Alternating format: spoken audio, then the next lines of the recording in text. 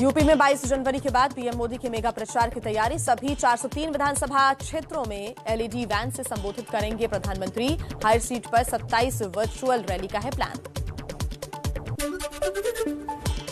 BJP का mission UP. गृह मंत्री अमित शाह भी 23 जनवरी के बाद शुरू करेंगे प्रचार।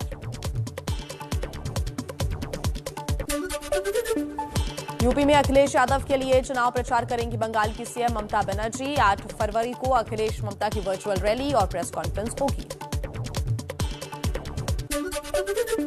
वाराणसी के बीजेपी कार्यकर्ताओं से पीएम मोदी का संवाद। बूथ अध्यक्षों से फोन पर बात करके जाना चुनावी हाल, जीत का मंत्र दिया। दिल्ली में यूपी बीजेपी की कोर ग्रुप की बैठक में काशी और गोरखपुर क्षेत्र समेत कुछ सीटें छोड़कर 160 सीटों पर हुई चर्चा। गठबंधन को दी जाने वाली सीटें भी तय। यूपी चुनाव में सीटों को लेकर बीजेपी की गठबंधन दलों से भी हुई बातचीत। सूत्रों के अनुसार निषाद पार्टी को 17 सीटें और अपना दल को 15 से 18 सीटें मिल सकती हैं। यूपी के लिए बीजेपी ने 2 और उम्मीदवारों का ऐलान किया। बहेड़ी से छत्रपाल गंगवार और भोजपुरा से भुवनलाल मौर्य को मिला टिकट।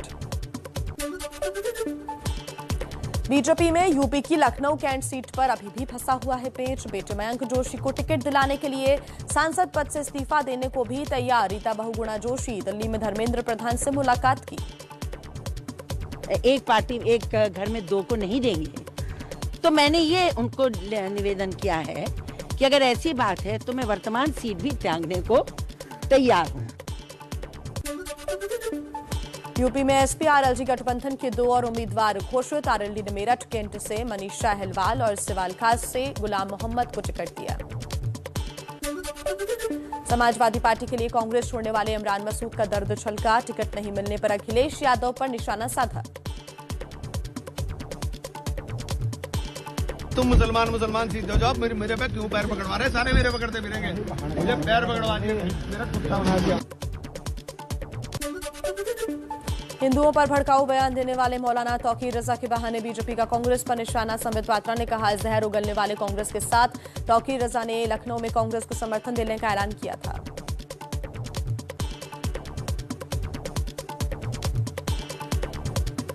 मौलाना तौकीर रजा खान हिंदुओं के खिलाफ जहर उगल रहे थे उत्तर प्रदेश में। स्वाभाविक रूप से वैसे लोगों का समर्थन कांग्रेस पार्टी लेती है। ये कोई कांग्रेस पार्टी के लिए नया विषय नहीं है। समाजवादी पार्टी में दागियों को टिकट देने के आरोपों पर अखिलेश यादव का निशाना। बोले, बीजेपी वाले करवा रही हैं हमारे नेताओं पर झूठे मुकदमे। समाजवादी पार्टी पे पिछले 5 साल में सबसे ज्यादा झूठे मुकदमे अगर किसी ने लगाए तो भारतीय जनता पार्टी ने लगाए।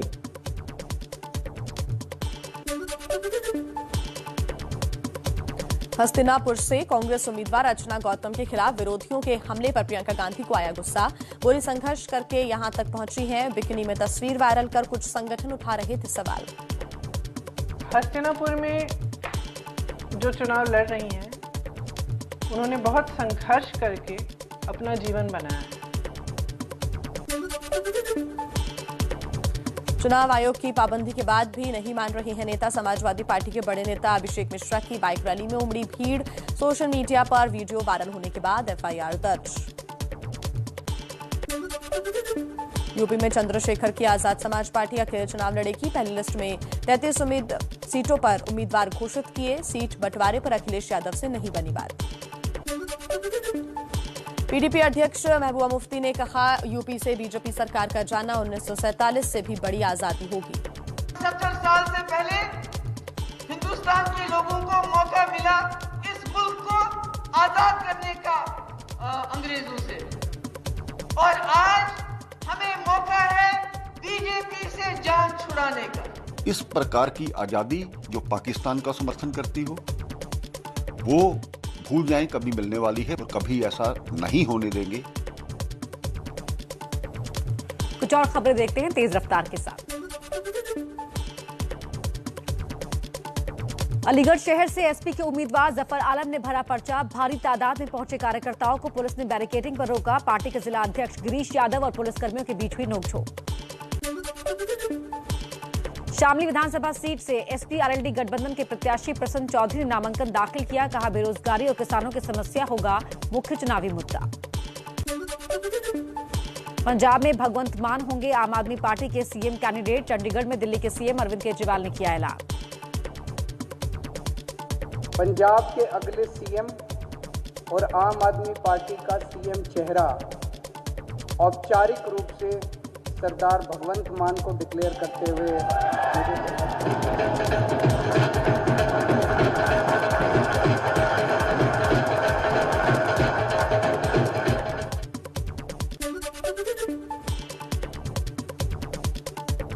आम आदमी पार्टी ने भगवंत मान को पंजाब में सीएम उम्मीदवार बनाया। विरोधियों ने शराब के मुद्दे पर घेरा तो मान बोले, जनता ने 2 बार जिताकर जवाब दे दिया। आज बच्चा जानता, आज तक वो शराब पी रहे हैं। ये बदनाम कर रहे हैं इंडिविजुअल पर्सनल लाइफ पर।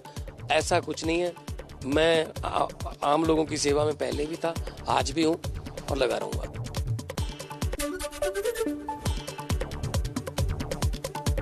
अकाली दल के अध्यक्ष सुखबीर सिंह बादल ने कहा, केजरीवाल ने मजबूरन भगवंत मान को सीएम का चेहरा बनाया। कोई भी आप में जाने को तैयार नहीं। भगवंत सीएम पद के लायक नहीं।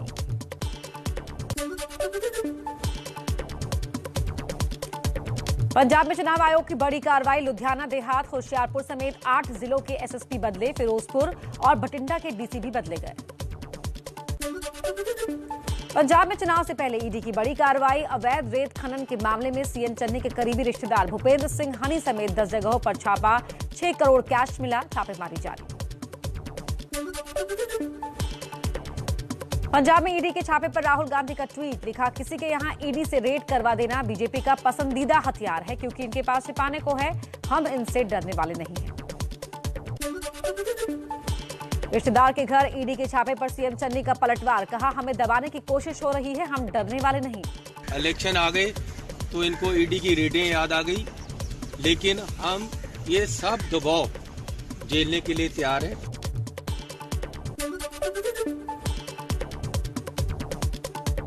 ड्रग्स केस में आरोपी अकाली दल के नेता विक्रम सिंह मजीठिया की अग्रिम जमानत कोर्ट ने 24 जनवरी तक बढ़ाई। मजीठिया ने चन्नी सरकार पर गिरफ्तार करवाने की साजिश का लगाया आरोप। गोवा के लिए टीएमसी ने 11 उम्मीदवारों की पहली लिस्ट जारी की। लुजिनो फलेरो को फतोरदा से उम्मीदवार बनाया। दिल्ली में आज बीजेपी केंद्रीय चुनाव समिति की बैठक। यूपी, उत्तराखंड, गोवा और पंजाब के उम्मीदवारों पर लगाई जाएगी मोहर। पीएम मोदी भी रहेंगे मौजूद। गोवा के उम्मीदवारों की लिस्ट हो सकती है जारी। यूपी चुनाव से पहले मुलायम सिंह यादव के घर में फूट। मुलायम की छोटी बहू अपर्णा यादव सुबह 10 बजे बीजेपी में होंगे शामिल। सीएम योगी और deputy CM Keshav Prasad Maurya join कराएंगे पार्टी। यूपी में 300 यूनिट मुफ्त बिजली के लिए आज से शुरू होगा समाजवादी पार्टी का रजिस्ट्रेशन अभियान। सीएम योगी के दफ्तर ने वायदे आजम कहकर बोला हमला। ट्विटर पर लिखा, बाप मार डाले अंधियारे में, बिटवा बनाबा पावर हाउस। 300 यूनिट मुफ्त पाएं, नाम लिखाएं और नाम न छूट जाए।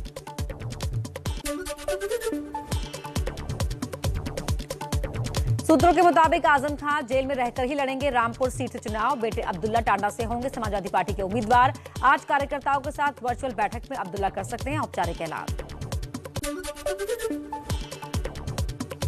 यूपी की कैराना से उम्मीदवार नाहिद हसन की जमानत अर्जी खारिज होने पर आज फैसला कर सकते समाजवादी पार्टी। परिवार के किसी दूसरे मेंबर को टिकट संभव।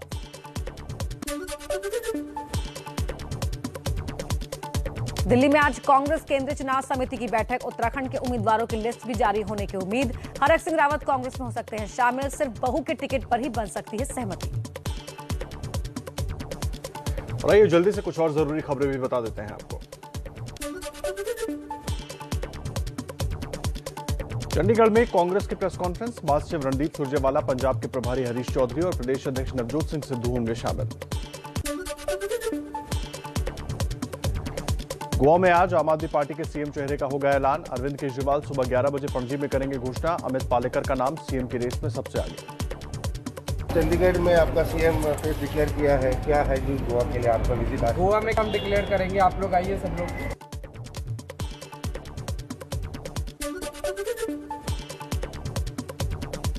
नीट स्नातक की काउंसलिंग आज से होगी शुरू। एमसीसी ने वेबसाइट पर जारी किया शेड्यूल। 26 मार्च तक पूरी होगी काउंसलिंग की प्रक्रिया।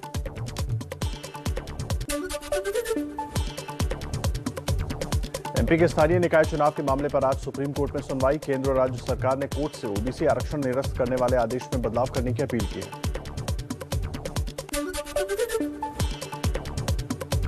महाराष्ट्र कांग्रेस अध्यक्ष नाना पटोले के पीएम मोदी पर विवादित बयान वाले वीडियो की जांच शुरू। पीएम को मारने और गाली देने की बात कही थी, विवाद होने पर पलटे।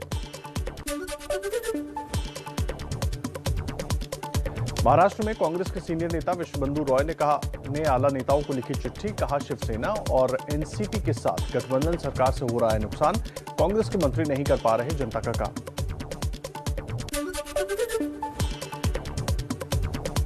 देश में कोरोना संक्रमण की रफ्तार थोड़ी थमी। 24 घंटे में 2,38,000 केस सामने आए, 310 लोगों की मौत।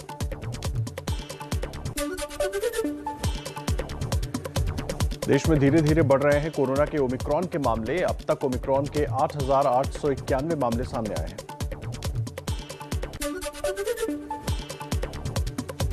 दिल्ली में कोरोना मामलों के साथ संक्रमण दर में भी आई कमी, लेकिन मौत के आंकड़ों में बढ़ोतरी। 24 घंटे में 38 लोगों की मौत, 11,684 मरीजों की पुष्टि। संक्रमण दर 22.47% हुई। मुंबई और दिल्ली में कोरोना के पीक के बाद अब यूपी में बढ़ रहे हैं मामले। 24 घंटे में 14,803 नए मामले सामने आए, 12 लोगों की मौत। नोएडा में सबसे ज्यादा 1,262 नए केस दर्ज।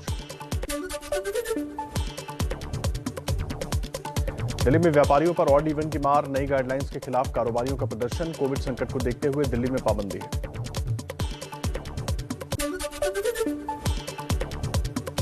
अस्पताल में भर्ती लता मंगेशकर की हालत में सुधार, कोरोना से संक्रमित हैं। मुंबई की मेयर बोली, अभी परिवार के भी सभी लोगों को मिलने की अनुमति नहीं है। गाजीपुर मंडी विस्फोटक मामले में जांच एजेंसियों को पाकिस्तान की साजिश का शक। पिछले 1 महीने में खरीदे गए सिम कार्ड और नए मोबाइल फोन का डेटा इकट्ठा कर तलाशे जा रहे हैं सुराग।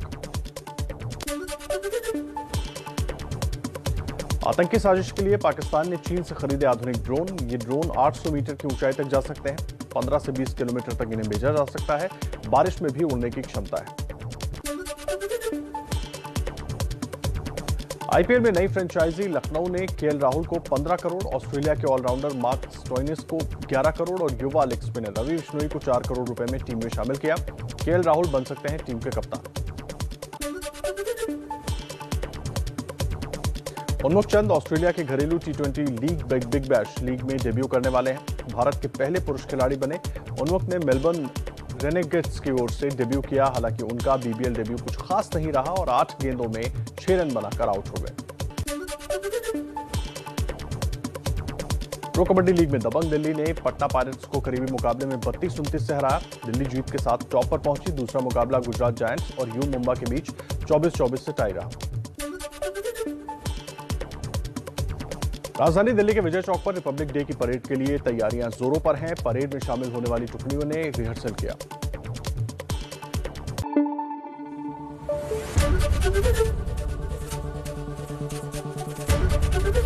एबीपी न्यूज आपको रखे आगे।